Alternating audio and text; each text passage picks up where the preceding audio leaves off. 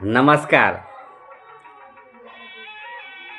મિત્રો, એક રાજાએ એના ખજાનચીને હુકમ કર્યો કે આપણી પાસે કેટલું ધન છે એનો રિપોર્ટ મને 2 દિવસમાં હિસાબ કરીને આપો. ખજાનચીએ અભ્યાસ કરીને 2 દિવસમાં રાજાને એના દરબારમાં રિપોર્ટ તૈયાર કરેલો તે આપવા માટે ગયા અને રાજાને રિપોર્ટ સંભળાવ્યો કે રાજાજી, આપણી પાસે 7 પેઢી ચાલે એટલું ધન છે. 7 પેઢી કાંઈ જ કામ ના કરે, બેઠા બેઠા ખાય તો એ ચાલી રહે. એટલે રાજાજી તો ખુશ થઈ ગયા, આપણી પાસે ઘણું બધું ધન છે. પરંતુ જ્યારે રાત્રે એમના શયનખંડમાં ઊંઘવા માટે ગયા ત્યારે એમને એક વિચાર આવી ગયો કે 7 પેઢી તો બરાબર, પણ 8મી પેઢી શું કરશે?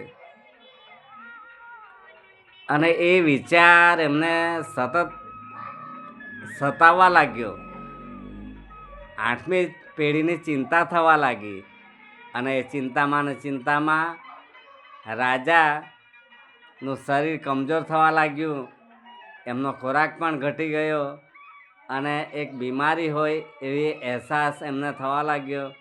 એટલે એમણે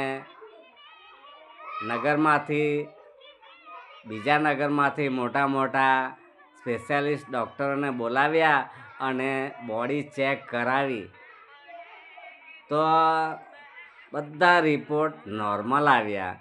એનું કારણ કે રાજાને કોઈ બીમારી હતી જ નહીં, એમને માત્ર એક ચિંતા હતી કે 8મી પેઢીને શું થશે.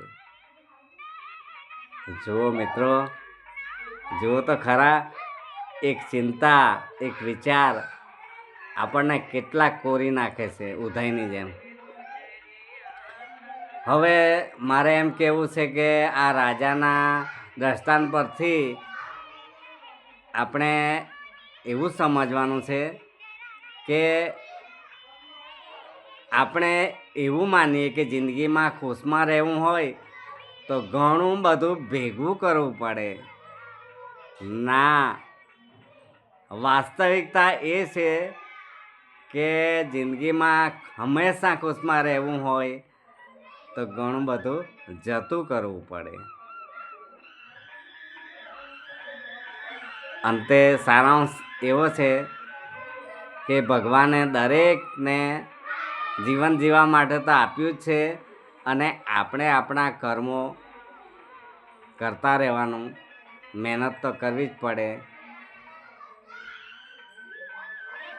આમ ખુશમાં રહેવા માટે ઘણું બધું જતું કરવું પડે. ખેડૂત હોય અને ધોધમાર વરસાદ પડે, અન્ન ધોવાઈ જાય તો લોસ થાય, અને કોઈ વર્ષે દુકાળ પડે, વરસાદ જ ના પાડે તો અન્ન પાકે નહીં, તો એમણે જતું કરવું પડે પણ ફરીથી પાછા બેઠા થવું પડે. આપણી જિંદગીમાં પણ દરેકના જીવનમાં આ જ ઘટનાક્રમ છે. આપણે પણ જ્યારે જતું કરવું પડે ત્યારે જતું કરીને ફરી પાછા બેઠા થવા માટે આપણે મહેનત અને આપણા કર્મો કરતા રહેવું પડે. ભગુ પટેલ, नमस्कार। आज का दिन सबके लिए मंगलमय हो। जय माता जी।